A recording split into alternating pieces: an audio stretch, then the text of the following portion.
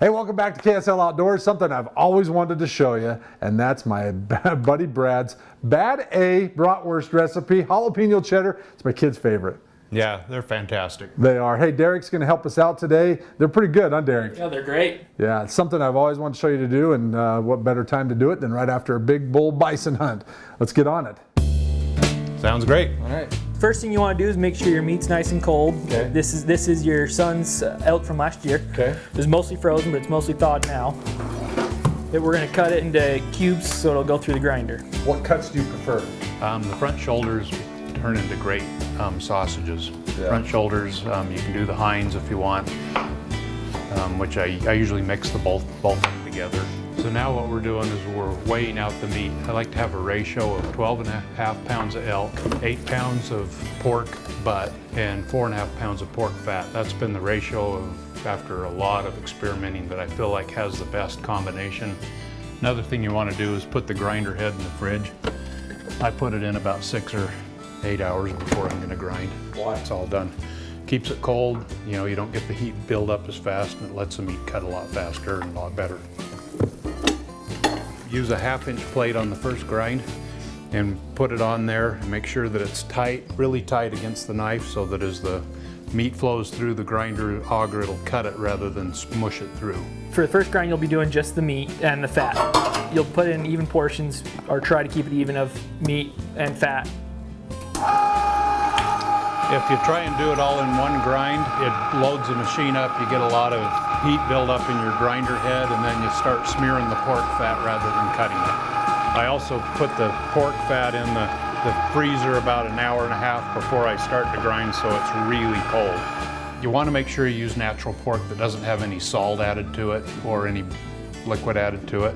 So now we've got the first ground done.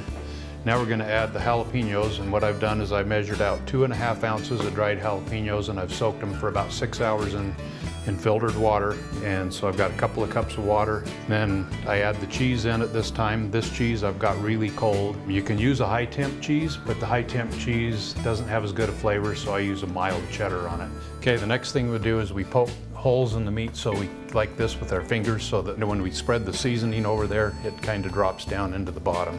There's a couple of different seasonings I use. I use the Bratwurst seasoning, which we're doing today. Yeah, this is a pre-measured mix that's perfect for 25 pounds.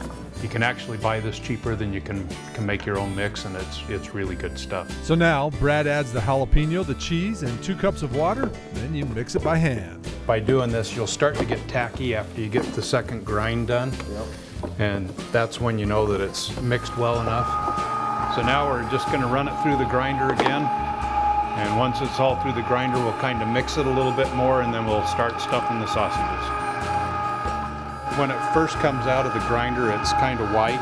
And you think, oh man, I got too much fat in there. But after it gets in the casing and sits for a minute, the whiteness goes away and you'll be able to see the meat. These are the hog casings right here. They come with packed in salt, and you got to rinse them all out, get all the salt out of there, soak them in warm water, and I try to soak them in the fridge overnight, and that loosens them up enough to allow them to stretch. Okay, we're going to load the stuffer now. This is a sausage stuffer, and I got it off of Amazon. You can get one at Smith & Edwards though. Now you just stuff your casings, and there you go.